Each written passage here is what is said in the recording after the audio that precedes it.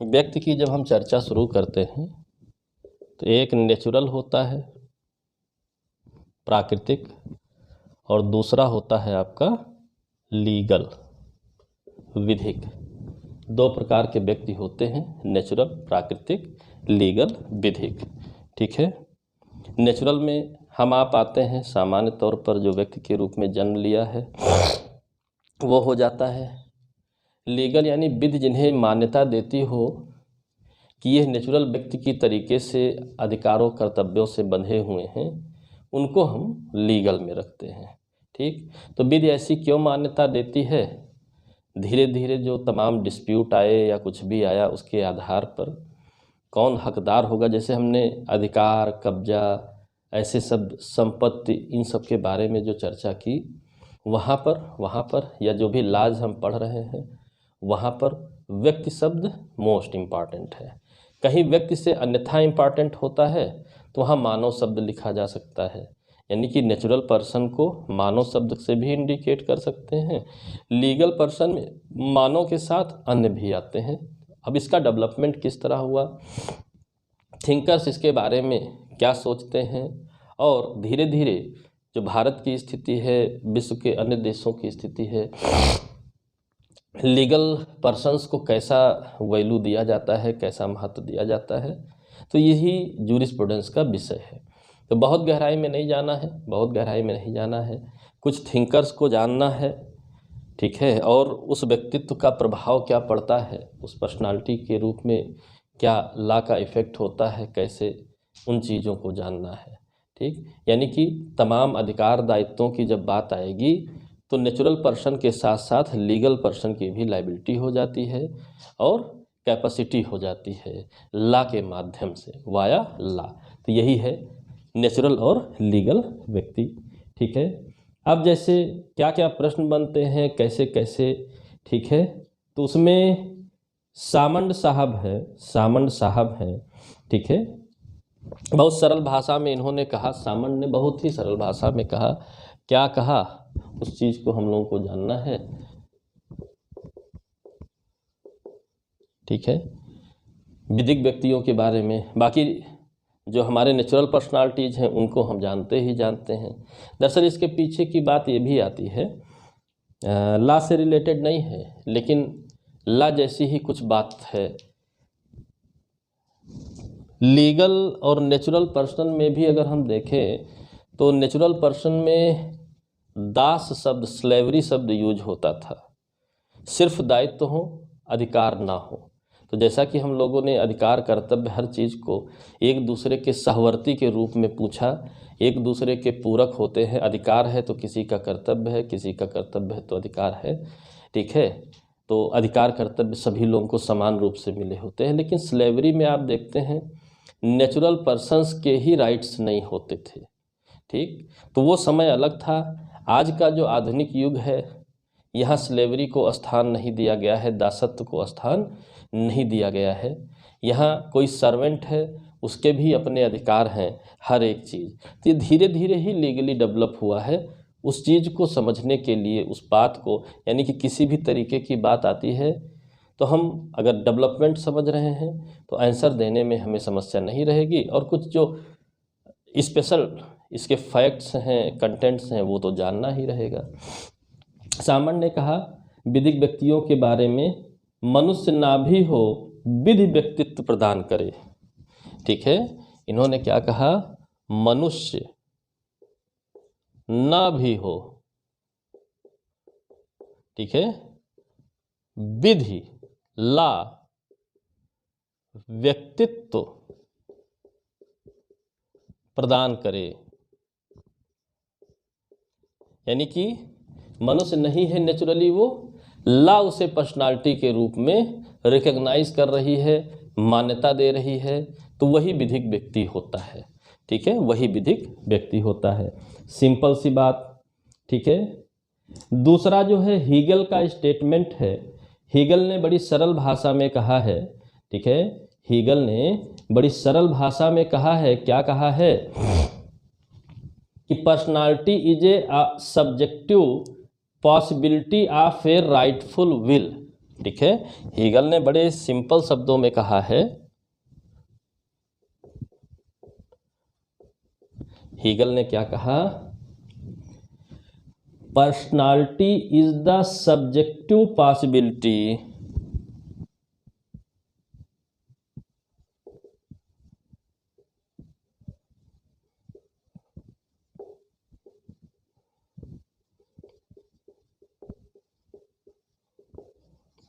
personality is a subjective possibility of a rightful will of a rightful will। ठीक है, important statement है आपका, और इसका अर्थ है व्यक्तित्व न्यायपूर्ण इच्छा की आत्मनिष्ठ संभावना है। व्यक्तित्व न्यायपूर्ण इच्छा की, व्यक्तित्व न्यायपूर्ण इच्छा की आत्मनिष्ठ संभावना है, आत्मनिष्ठ संभावना है। ठीक है, बहुत सामान्य सी बातों में, ठीक, यानी कि ला इंटरनली इसे रिकॉग्नाइज कर रही है, इच्छा के साथ, विल के साथ।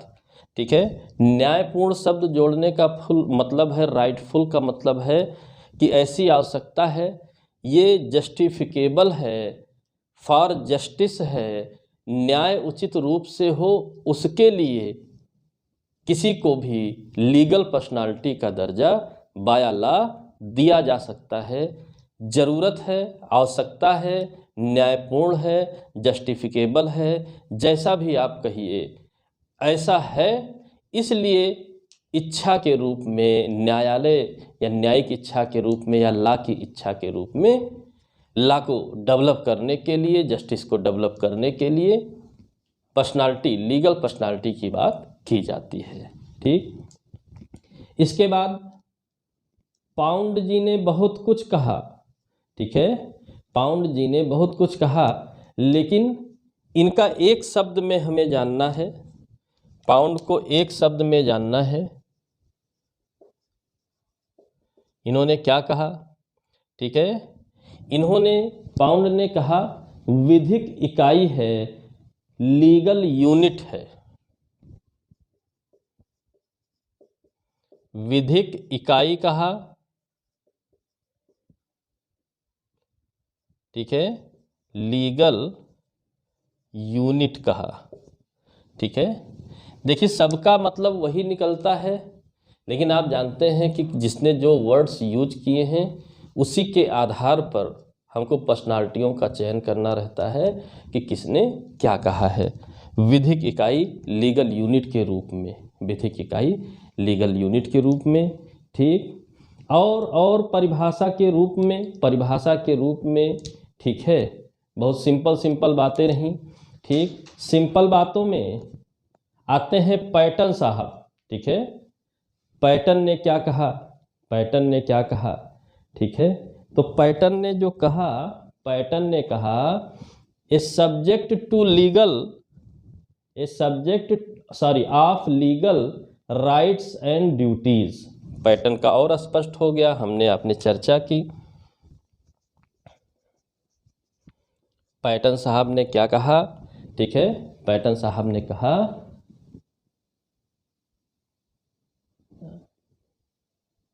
और इनका एक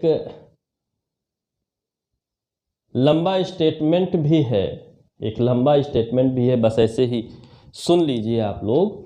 ठीक है, पैटर्न साहब का, legal person are entity capable of being right and duty bearing units all entities recognized by the law as capable of being parties to a legal relationship।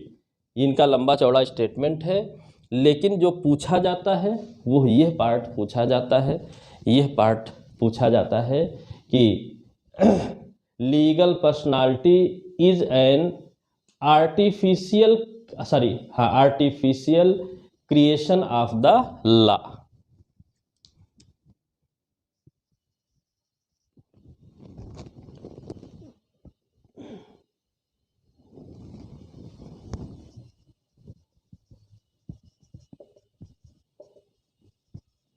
Legal personality is an artificial creation of the law.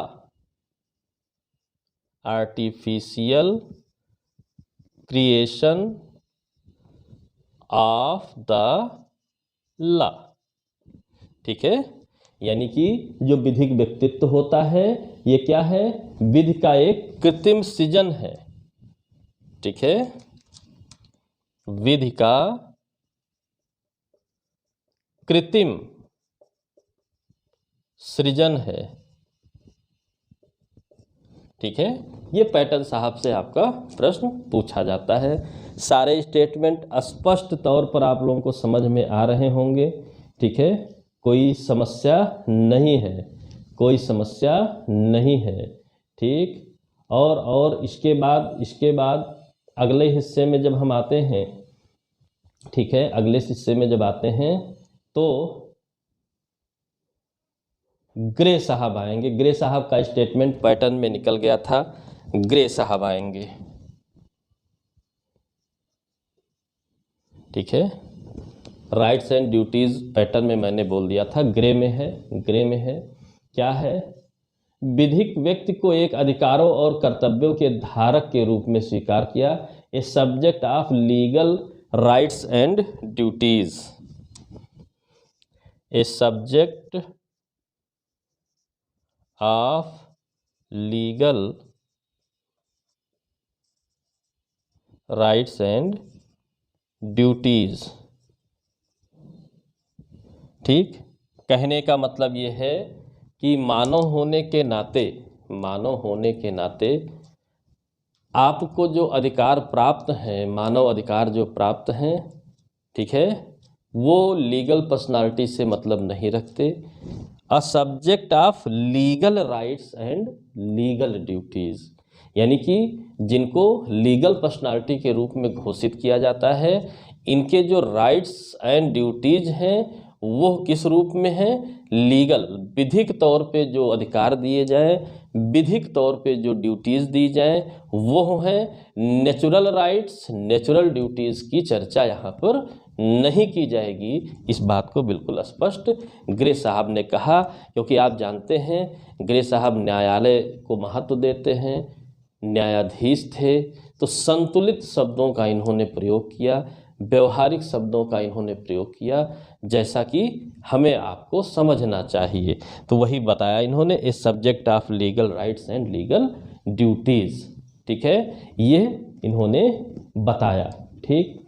अब बात आती है, ये तो basic बात हो गई कि किसके अनुसार क्या, किसके अनुसार क्या। अब दूसरी बात, दूसरे जब सेगमेंट में पहुंचेंगे तो सामंत साहब क्या मानते हैं, क्या व्यक्ति और विधिक व्यक्ति एक ही हैं, ठीक है। अब अगला प्रश्न उठता है कि व्यक्ति वर्सेस विधिक व्यक्ति, ठीक है, व्यक्ति वर्सेस विधिक व्यक्ति, ठीक है। जो पर्सनालिटी पर्सन हो, ठीक है, और लीगल पर्सन हो, उसमें क्या कोई डिफरेंस है। तो इसको आप ये इस तरह जानिए, सामंत अलग अलग परिभाषित करते हैं।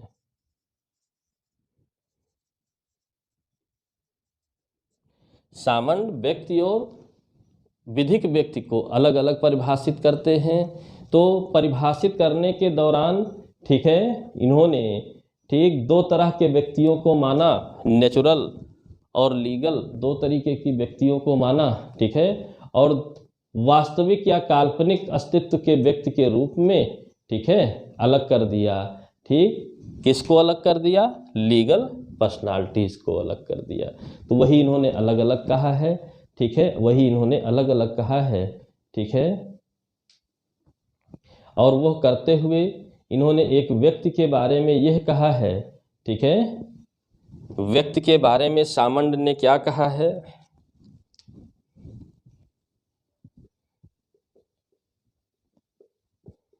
सामंड ने कहा कि पहली बात इन्होंने कहा, कोई एक व्यक्ति कोई अस्तित्वपूर्ण वस्तु है।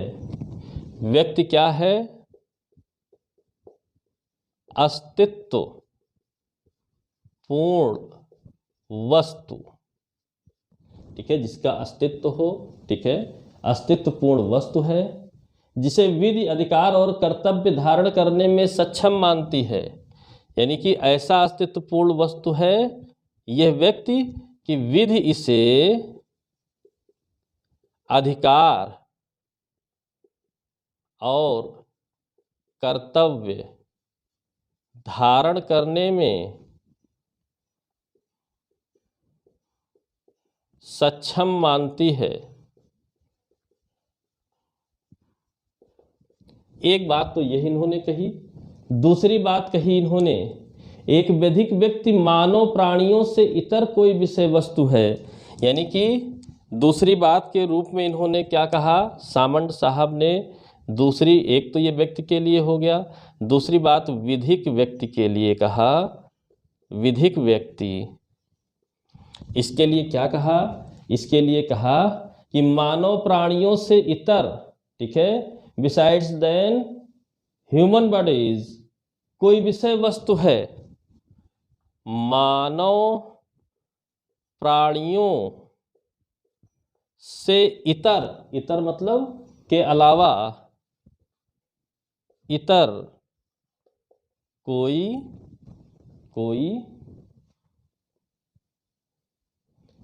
विषय वस्तु है, ठीक है, कोई चाहे हटा दें, इतर विषय वस्तु, यानी यहाँ अस्तित्वपूर्ण वस्तु है, यहाँ मानव प्राणियों से इतर विषय वस्तु है। और इस विषय वस्तु के लिए क्या स्पष्ट किया गया? जिसे विधि व्यक्तित्व प्रदान करता है, ठीक है, इसे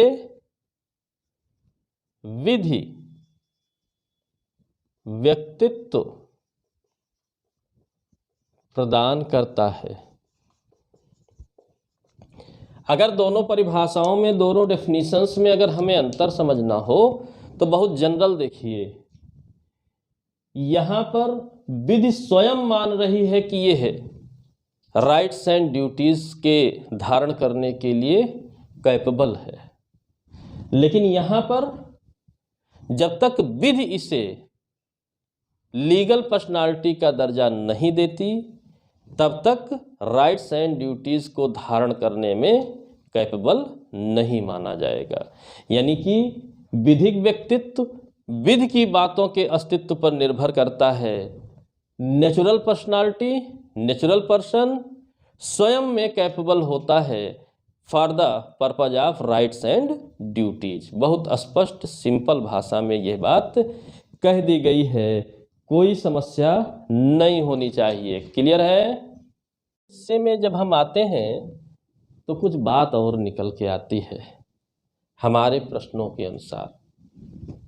गर्भस्थ शिशु की क्या स्थिति होगी, स्लेव्स की क्या स्थिति होगी, तमाम तरीके के आपके प्रश्न आए हैं, जिनके लिए आप अपने जो लॉज को पढ़ते हैं उसके अकॉर्डिंग और यहाँ के अकॉर्डिंग एक जो कॉमन सेंस रखते हैं, आंसर वहीं से निकल करके आता है, उसके बारे में कोई कन्फ्यूजन नहीं होना चाहिए। तो क्या निकल के आता है, कैसा निकल करके आता है, ठीक है। एक लाइन, अब लाइन सीधी सीधी मैं बता रहा हूँ, उस बात को ध्यान रखिएगा प्रश्नों के अनुसार। इंडिया में एक बात चर्चा में रहती है, संन्यास ले लेना। संन्यास ले लेने का अर्थ क्या होता है, सन्यासी हो जाने का अर्थ क्या होता है? Civil death. सिविल डेथ मान लिया जाता है संन्यास ले लेने में। और सिविल डेथ का अर्थ क्या है? ठीक है, सिविल डेथ किस पर्पज से मान लिया जाता है? For the purpose of property. Property related family में जो इसके दावे हैं वो समाप्त हो जाते हैं। प्रॉपर्टी रिलेटेड फैमिली में जो इसके दावे हैं इसके समाप्त हो जाएंगे। जो इसके लीगल वारिस होंगे उनको ट्रांसफ़र हो जाएगा। बीच में इनके जीवित रहते हुए इनको डेड मान करके जो भी प्रक्रिया अपनाई जानी चाहिए वो अपना ली जाती है। ये पारिवारिक मामलों में सिविल डेथ के हकदार हो जाते हैं जो संन्यास ले लेते हैं। इंडिया में ट्रेडिशनली यही कॉन्सेप्ट चला आ रहा है। तो जो बात आती थी प्रथाओं के सोर्स ऑफ लॉ होने में जो चर्चाएं थीं उसके एक एग्जाम्पल में यह भी है। यहाँ संन्यास का कॉन्सेप्ट इंडिया में है, विदेशों में नहीं है। तो संन्यास का कॉन्सेप्ट यही था कि जब कोई संन्यास ले लेता है तो अपने घर से सर्वप्रथम भिक्षा प्राप्त कर अपने अधिकारों को शून्य कर देता है। सिविल डेथ के रूप में मामला आ जाता है और वह पारिवारिक मामलों में किसी भी हक अधिकार को नहीं मांग सकता है। और दूसरी तरीके से यह कह सकते हैं कि इसकी सिविल डेथ हुई है पारिवारिक मामलों में, लेकिन कोई संन्यास ले ले तो लीगल पर्सनालिटी हो सकता है। वो कैसे हो सकता है? जैसे मंदिरों के सन्यासी और इस टाइप में जो है मंदिर को मान लिया जाता है तो प्रतिनिधि के रूप में उन्हें लीगल पर्सनालिटी मान लिया जाता है। तो जो व्यवहारिक जानते हैं उसी को जानिए, उसके लिए कोई विशेष लॉ को जानने की आवश्यकता नहीं है। बड़ा स्पष्ट है। अगले हिस्से में चलते हैं। दूसरे हिस्से में दूसरा आता है एन वेंचर शा मेरे। आप लोगों ने पढ़ा होगा एन वेंचर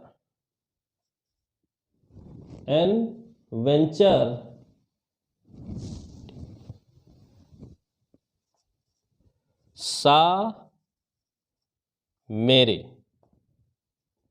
ठीक है, लैटिन वर्ड है और आएगा भी। इसका अर्थ होता है अजन्मा शिशु। अजन्मा शिशु, ठीक है। गर्भस्थ शिशु भी आप कहते हैं, गर्भस्थ शिशु भी आप कह सकते हैं। इसकी विधि में क्या हैसियत है? ठीक है, और आप जानते हैं टीपीए में एक बड़ा प्रश्न है, ट्रांसफ़र ऑफ प्रॉपर्टी एक्ट में यह एक बड़ा प्रश्न है। क्या इसकी वैल्यू है, कैसी इसकी वैल्यू है? ठीक है, उसे जानना पड़ेगा। तो बहुत स्पष्ट है। ठीक है, पैटर्न साहब को यहाँ पर जान लीजिए, नाम से जान लीजिए, अच्छा रहेगा। पैटर्न साहब क्या कह रहे हैं इसे नाम से आपको जानना पड़ेगा। पैटर्न साहब कह रहे हैं कि व्यक्तित्व जन्म के साथ प्रारंभ होता है और मृत्यु के साथ समाप्त हो जाता है। व्यक्तित्व जो होता है यह जन्म के साथ प्रारंभ होता है, मृत्यु के साथ समाप्त होता है। प्रारंभ समाप्त। चलिए ठीक है, अच्छी बात है, कोई समस्या नहीं है। ठीक, यानी कि इस अजन्मे शिशु का पैटर्न जी के अनुसार कोई विधिक अस्तित्व नहीं है। ठीक है, विधिक व्यक्तित्व के रूप में कोई अस्तित्व नहीं है। लेकिन अगर प्रश्न पूछा जाए तो क्या अभी भी यही स्थिति है वर्तमान के लाज में? बताइए। यह कथन कारण में आया हुआ प्रश्न है, सीधा नहीं है। ठीक, क्योंकि दो प्रमुख स्थानों पर इस लाइन से जुड़े प्रश्न बनते हैं जो आपके एक्ट्स में हैं। एक तो है for the purpose of transfer of property के रूप में, कैसा सिविल राइट्स होगा, कैसा इंटरेस्ट कब वेस्ट होगा। और दूसरा आपका आता है गर्भस्थ शिशु की हत्या, मृत्यु कारित करना, डेथ कारित करना, ठीक है, गर्भपात के रूप में या इस तरीके से। ठीक है, तो बहुत इसकी लंबी चर्चा है। ठीक है, बहुत इसकी लंबी चर्चा है, उतना आपको उलझना नहीं है, उतना आपको उलझना नहीं है। आपको जानना किस तरीके से है, जानना किस तरीके से है, तो आप कह सकते हैं वर्तमान में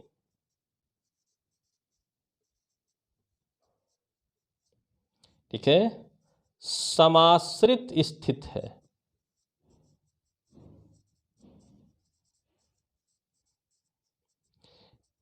और समाश्रित को आप अगर इस तरह कहिए कि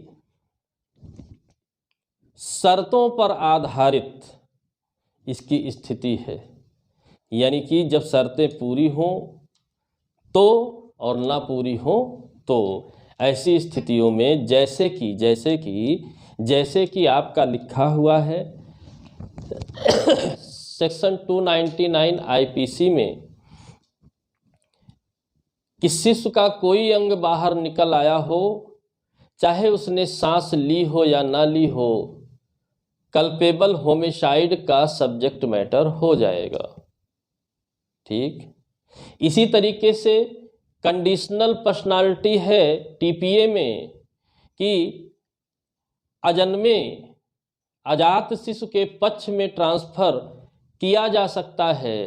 शर्त होगी कि एक पूर्विक हित का सृजन करते हुए, या सरल भाषा में कहें ट्रस्ट बनाकर सृजन आप जो है ट्रांसफ़र कर सकते हैं for the purpose of whole property and rights. And जैसे ही वह जन्म लेता है तुरंत ही वह ट्रांसफ़र के इंटरेस्ट उसमें वेस्ट हो जाएंगे। तो आप क्या कहेंगे, इसे कंडीशनल पर्सनालिटी का दर्जा प्राप्त है अनबॉर्न चाइल्ड को। क्लियर है? इसी तरह अगले हिस्से में हम एक और पर्सनालिटी की चर्चा करते हैं। किसकी चर्चा करते हैं? डेड पर्सन, मृत व्यक्ति। ठीक है, इसका स्टेटस क्या होता है? तो कतिपय मामलों में, कुछ मामलों में आप जानते हैं इसके प्रति भी लोगों की लायबिलिटी होती है। जो मृत हो चुका है, जैसा कि पैटर्न साहब ने कहा था कि जन्म के साथ पर्सनालिटी के रूप में कोई आता है और मृत्यु के साथ पर्सनालिटी समाप्त हो जाती है। तो आज की जो समय है वो बदल चुका है। अजन्मे बालक, गर्भस्थ शिशु को भी किन्हीं कंडीशंस में मान्यता दी जाती है, तो साथ में डेड पर्सन को भी किन्हीं शर्तों के आधार पर विधि का लाभ अधिकार धारण करने वाला माना जाता है। ठीक है, कि इसका दाह संस्कार जो जेन्युइन हो, इसके लिए उस तरीके से होना चाहिए, पहली बात। दूसरी बात, इसका मानहानि नहीं हो सकता है। ठीक है, मानहानिकारक नहीं आप कोई कृत्य कर सकते हैं, यानी कि हमारे आपके डेड पर्सन के प्रति भी कर्तव्य है, इसका मतलब उस डेड पर्सन का अधिकार है। ऐसी चर्चा की जाती है। ठीक है, ऐसी चर्चा की जा सकती है। ठीक है, अपने जैसे एक्सीडेंटल कोई डेथ हो जाती है तो अपनी संपत्ति को धारण करने का स्टेटस भी उसे प्राप्त होता है। ठीक है, क्योंकि उसके विरुद्ध भी अगर कोई चुरा ले, चोरी का अपराध बन जाता है। प्रतिनिधि बाद में बदल सकता है रिपोर्ट करने का, लेकिन उसको भी माना गया है, शर्तों के साथ माना गया है। इस बात को आपको ध्यान रखना है। ठीक है, और इसके अलावा कुछ बातें आपने पढ़ी हैं।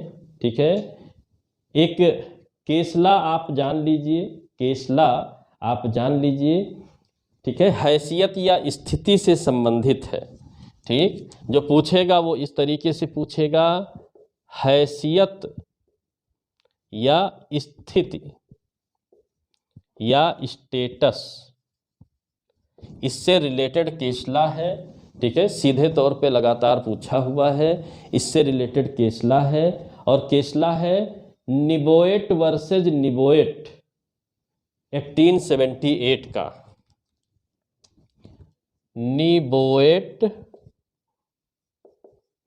वर्सेज निबोएट 1878 का केस है। कभी कभी पूछा हुआ है, किससे संबंधित है? स्टेटस से संबंधित है, बस यह जानना है। ठीक, स्टेटस क्या होता है? स्टेटस यानी धारण करने की क्षमता। ठीक है, अगर आपको शॉर्ट में जानना है तो इसे आप जान लीजिए, कैपेसिटी स्टेटस होती है, कैसी क्षमता है क्षमता या नहीं, यही स्टेटस होता है। ठीक है, यही स्टेटस होता है। ठीक, कैपेसिटी से रिलेटेड है। तो इन बातों को आप जाने रहिए। अगली बात, ठीक है, तमाम लोगों को विधिक व्यक्तित्व के कुछ एग्जाम्पल ले लेते हैं।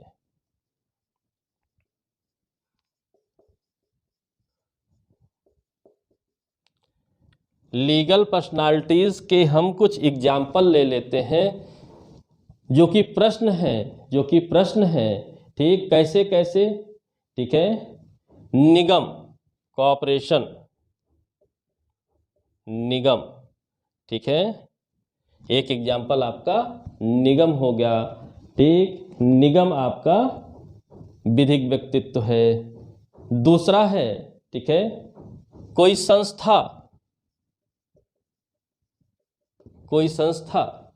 ठीक, संस्था भी आपकी व्यक्तित्व प्रदान कर दिया जाता है। जैसे कि आप कह सकते हैं संस्था के रूप में, एक एग्जाम्पल हम ले सकते हैं,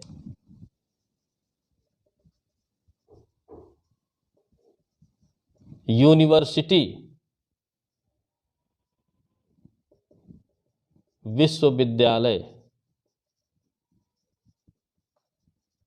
ठीक है, यूनिवर्सिटी, विश्वविद्यालय संस्था के रूप में लीगल पर्सनालिटी होती है। इस बात को आपको जानना है। ठीक, इसके बाद कई एग्जाम्पल हैं। ठीक है, तो इनको कोई स्पेशल कैटेगरी ना दे करके डायरेक्ट हम पढ़ेंगे। हिंदू देव प्रतिमा, आइडोल,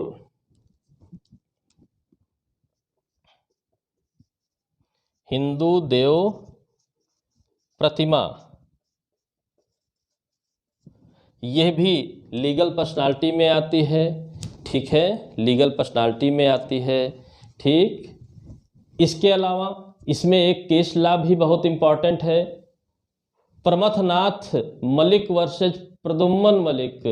ये आपका केस है 1925 प्रीवी काउंसिल का। प्रमथनाथ मलिक वर्सेज प्रद्युम्न मलिक। ठीक है, 1925 प्रीवी काउंसिल का केस है, हिंदू देव प्रतिमा से रिलेटेड केस है। इसको आप जानिए कि इसमें माना गया कि क्षमता होती है, कैपेसिटी होती है। ठीक है, इसके अलावा भी कुछ केस लाज हैं, लेकिन पूछता यही है। 1923 में राम ब्रह्म चटर्जी वर्सेस केदारनाथ बनर्जी आया था, लेकिन पूछता प्रमथनाथ मलिक है। इसलिए इसको आप जानिए, इससे ज़्यादा आपको नहीं उलझना है। ठीक है, और एक और आपका केस आया हुआ था, ठीक है, उसको भी आपको जानना है। ठीक है, दो बातें जाननी है। हिंदू हो गया, शिरोमणि गुरुद्वारा प्रबंधक कमेटी अमृतसर वर्सेज सोमनाथ दास, एक और केस ला जुड़ा हुआ है इसी टाइप से। शिरोमणि गुरुद्वारा प्रबंधक कमेटी अमृतसर वर्सेज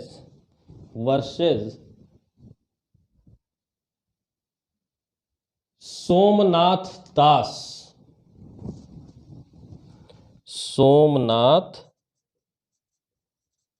दास। ठीक है, इसमें क्या बात आई, 2000 का सुप्रीम कोर्ट का केस है। इसमें गुरु ग्रंथ साहब को, ठीक है, विधिक व्यक्तित्व माना गया। गुरु ग्रंथ साहब को विधिक व्यक्तित्व माना गया। मोस्ट इंपॉर्टेंट केस है, कई बार प्रश्न आया है, ज्यूरिस्प्रूडेंस का प्रश्न है और कहीं ढूंढने से नहीं मिलेगा। ठीक, इसी तरीके से क्या मस्जिद एक विधिक व्यक्तित्व है, इस पर भी चर्चा हुई, लेकिन यहाँ पर दो मत रहे।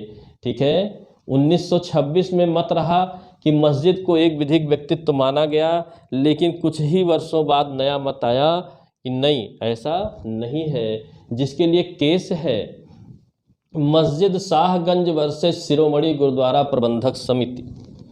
मस्जिद शाहगंज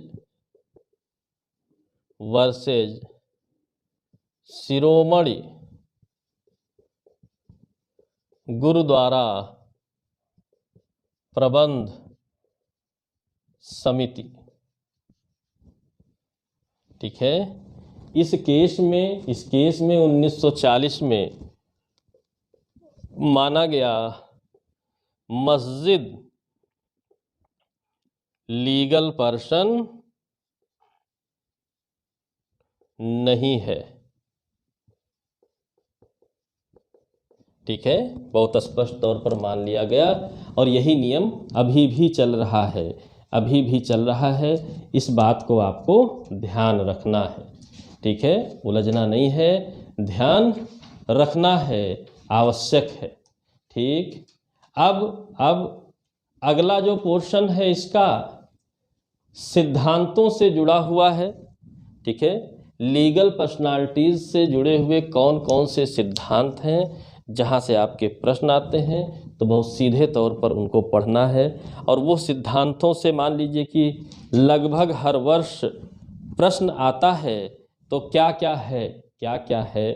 ठीक है, पहला प्रश्न तो यही है कि यह थ्योरी किससे जुड़ी हुई है। पहला प्रश्न यही है कि यह थ्योरी किससे जुड़ी हुई है। पहली थ्योरी है, ठीक है, इसको आप हेडिंग बना सकते हैं, प्रमुख सिद्धांत। ठीक, अब चैप्टर ये है तो उसी से रिलेटेड सिद्धांत होंगे। फर्स्ट है मिथकीय या कल्पितार्थ सिद्धांत। मिथकीय या कल्पितार्थ सिद्धांत, जिसे आप इंग्लिश में कहते हैं फिक्शन थ्योरी।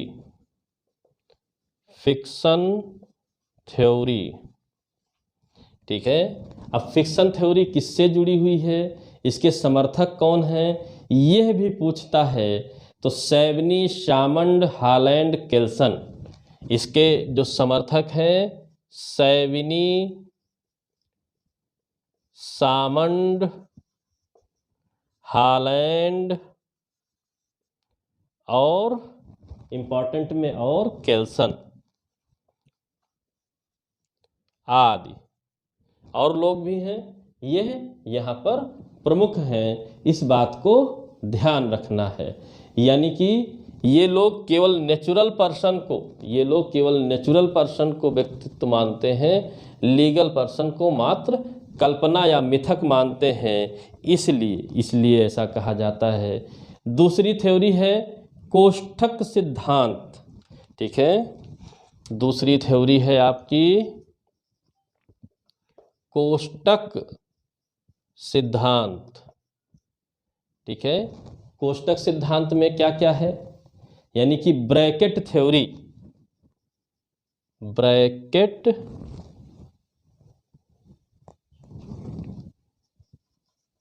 थ्योरी। ब्रैकेट मतलब इसको प्रतीकवादी सिद्धांत भी कहते हैं, सिंबलिक थ्योरी भी कहते हैं। इसे प्रतीकवादी या सिंबॉलिक थ्योरी भी कहते हैं।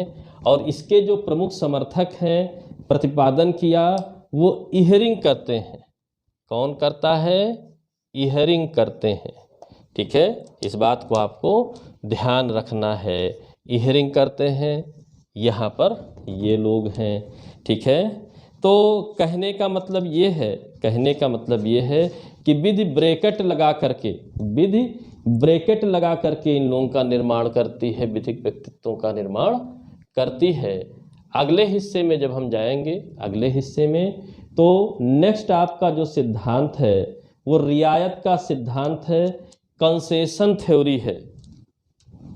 नेक्स्ट आपका है रियायत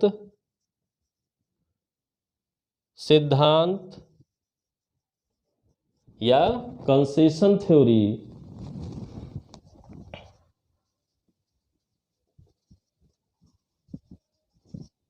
ठीक है, यानी यह रियायत मिल रही है, कंसेशन मिल रहा है। ठीक है, आवश्यकता अनुसार इनको, ठीक है, तो सैवनी सामंड यही लोग इसके समर्थक हैं, ये इसी के जैसा है। ठीक है, सैवनी सामंड यही लोग इसके भी समर्थक हैं, रियायत थ्योरी के भी समर्थक हैं, कंसेशन थ्योरी के भी। ठीक है, चौथा है आपका यथार्थवादी सिद्धांत, रियलिस्टिक थ्योरी। चौथा है आपका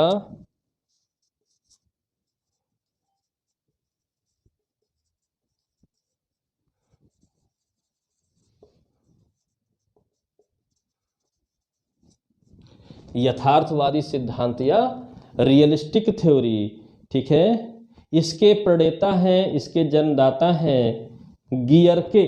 लगातार यही पूछता है। इसे कायिक सिद्धांत भी कहते हैं, ऑर्गेनिक थ्योरी भी कहते हैं। कायिक या ऑर्गेनिक थ्योरी भी कहते हैं, और इसके प्रणेता हैं गियरके। लगातार पूछा हुआ प्रश्न है, गियरके इसके प्रणेता हैं, इस बात को आपको जानना है।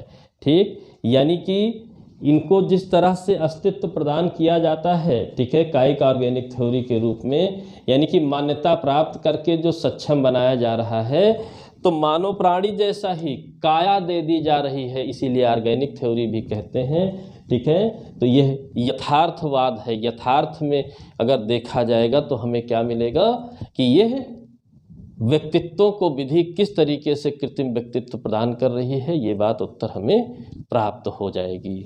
ठीक है, और नेक्स्ट जो सिद्धांत है वह प्रयोजन सिद्धांत है, पर्पज थ्योरी है। तो लेटेस्ट यही है, प्रयोजन या पर्पज थ्योरी। ठीक है, तो क्या है उसको हम समझ लेते हैं, बहुत सिंपल है। ठीक, प्रयोजन, पर्पज थ्योरी। ठीक है, प्रयोजन या पर्पज थ्योरी। ठीक, जर्मन विधिशास्त्री ब्रिंज इसके प्रतिपादक हैं। ठीक है, ब्रिंज जर्मन है, ये इसके प्रतिपादक हैं। तो प्रयोजन को आप समझ ही रहे हैं। आवश्यकता है, शुरुआत में ही मैंने बताया, न्याय निर्धारण के लिए आवश्यकता है, हितों को संरक्षित करने के लिए आवश्यकता है, तो लीगल पर्सनालिटीज़ की आज आवश्यकता है। तो वर्तमान का जो डेवलप्ड थ्योरी है लीगल पर्सनालिटी के रूप में, तो कंटिंजेंट थ्योरी के रूप में, समाश्रित रूप में आप देखते हैं, आवश्यकताओं के रूप में जैसी भी ज़रूरत है विधियों में मेंटेन किया गया है, न्याय के हित में मेंटेन किया गया है कि नेचुरल पर्सन के अलावा लीगल पर्सन का भी अस्तित्व होगा, और उनको किस किस तरीके से क्या क्या माना जाएगा, कहा जाएगा। बहुत से लॉज में आप इन चीज़ों को पढ़ते हैं और पढ़ते हैं तो अच्छी बात है, पढ़ते हैं अच्छी बात है। ठीक, अब यहीं पर एक सामान्य सी तुलना होती है, for the purpose criminal and civil duties के रूप में, राइट्स के रूप में। तो सामान्यतः ये जो लीगल पर्सन है, जनरली यह माना जाता है कि ये क्राइम नहीं करता है, यह सब्जेक्ट मैटर हैं सिविल लाइबिलिटीज़ के, सिविल राइट्स के, ठीक है, सिविल सूट्स के सब्जेक्ट मैटर में आते हैं। सामान्य रूप से जनरली क्रिमिनल केसेस के सब्जेक्ट मैटर में नहीं आते हैं, ऐसा आप जानते हैं। फिर भी कुछ ऐसे कार्य हो सकते हैं जो लीगल पर्सनालिटी भी ऐसा कार्य कर सकते हैं कि कुछ क्राइम के रूप में, प्रॉपर्टी रिलेटेड क्राइम के रूप में इनको भी नॉमिनेट किया जा सकता है, पार्टी बनाई जा सकती है। जनरली ह्यूमन बॉडी के विरुद्ध अगेंस्ट जो हमारे ऑफेंसेज हैं उनमें इनको नई पार्टी बनाया जाता है, इनका अभियोजन नहीं किया जाता है, इनको प्रोसिक्यूशन इनके विरुद्ध नहीं जो है होता है। ये बात जनरली सामान्य लाज पढ़ते समय हम लोग पढ़ते हैं। यह है आपके विधिक व्यक्तित्व और उनसे संबंधित प्रश्न और रिलेटेड रिसेंटली लाज में कहाँ कहाँ इनका उपबंध है और किनको लीगल पर्सनालिटी माना जाए या ना माना जाए, कारण सहित आपने समझ लिया, इससे बाहर प्रश्न नहीं आता है। क्लियर है? आशा करता हूँ कि आपको ये समझ में आया होगा। ठीक है, जूरिस्प्रूडेंस, तो जूरिस्प्रूडेंस को जूरिस्प्रूडेंस की तरह पढ़ना ही होगा। तो ये आज आपका व्यक्तित्व संबंधित हो गया। ठीक है, अगले क्लास तक के लिए, अगले वीडियो तक के लिए जय हिंद, जय भारत, धन्यवाद।